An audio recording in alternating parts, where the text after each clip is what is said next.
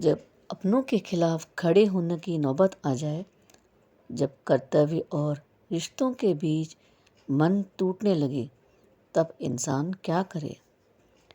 महाभारत के युद्ध भूमि में अर्जुन भी इसी द्वंद्व से गुजर रहे थे। आज हम जानेंगे भगवत गीता अध्याय 1 के श्लोक 35 का गहरा संदेश, जो हमें सिखाता है कि मोह और कर्तव्य के बीच संतुलन कैसे बनाएं। नमस्कार दोस्तों, आप देख रहे हैं उषा प्रभा लाइफस्टाइल चैनल, जहां हम गीता के अमृत ज्ञान को सरल शब्दों में अपने जीवन से जोड़कर समझते हैं। तो आइए शुरू करते हैं। अध्याय 1 श्लोक 35 का संस्कृत में श्लोक।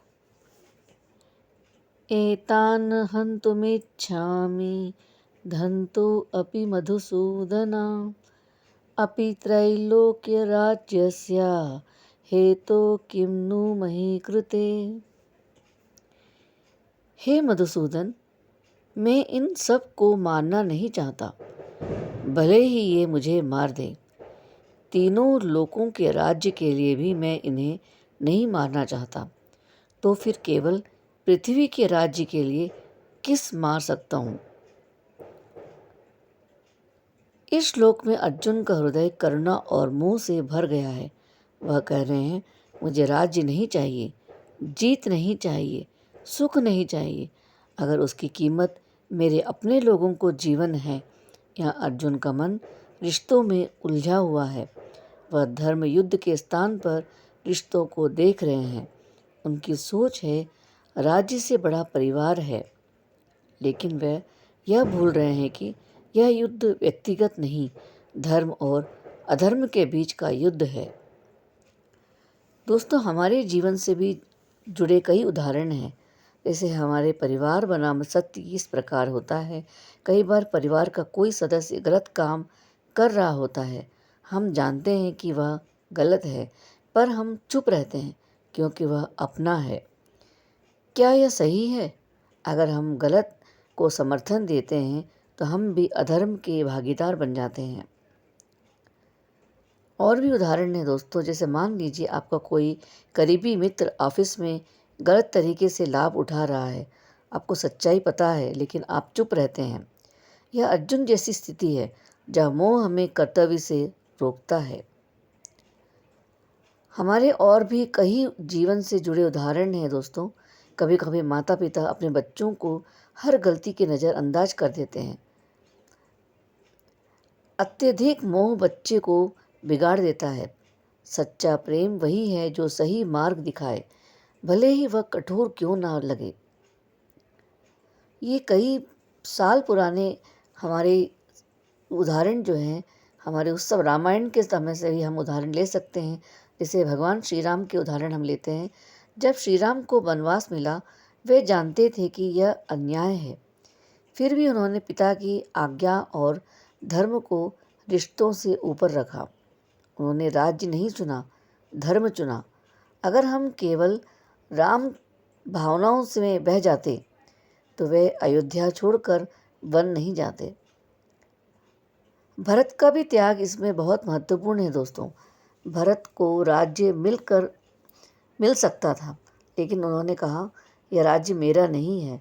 उन्होंने सिंहासन नहीं लिया, धर्म को अपनाया। विभीषण ने भी अपने ही भाई रावण के साथ छोड़ दिया था। क्यों? क्योंकि रावण अधर्म पर था। विभीषण ने रिश्ते से ऊपर धर्म को चुना। यही गीता का संदेश है दोस्तों। धर्म सबसे ऊपर है।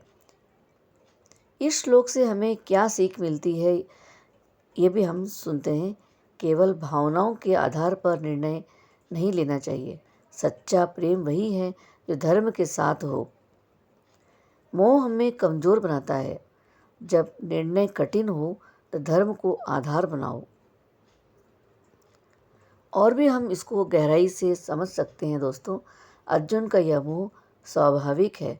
कोई भी व्यक्ति अपनों को दुखी नहीं देखना चाहता, लेकिन भगवान श्री कृष्ण आगे चलकर समझाते हैं, तुम आत्मा को मार नहीं सकते, यह शरीर नश्वर है। युद्ध यहाँ प्रतीक है। हमारे जीवन के संघर्षों का। हर दिन हमें सही और गलत के बीच चुनाव करना पड़ता है। अगर हम केवल भावनाओं में रहेंगे तो जीवन में आगे नहीं बढ़ पाएंगे। इसका आध्यात्मिक दृष्टिकोण भी है दोस्तों। यह श्लोक हमें सिखाता है, जब मन बहुत भावुक हो जाए तो निर्णय मत लो, पहले शांत हो जाओ, फिर धर्म के अनुसार सोचो। इसका सारांश यह है, अर्जुन कहते हैं, मुझे राज्य नहीं चाहिए अगर उसके लिए अपनों का विनाश करना पड़े। लेकिन गीता हमें सिखाती है, जब अपने अधर्म के मार्ग पर हो तो धर्म का साथ देना ही सच्ची करुणा है। तो दोस्तों, अर्जुन का यह द्वंद्व हमारे जीवन का भी द्वंद्व है। जब रिश्ते और कर्तव्य आमने सामने खड़े हो तो हमें क्या चुनना चाहिए? गीता का उत्तर स्पष्ट है, धर्म। अगर आपको यह ज्ञान अच्छा लगा तो वीडियो को लाइक करें, शेयर करें और चैनल को सब्सक्राइब करना ना भूलें दोस्तों। कमेंट में लिखिए जय श्री कृष्णा।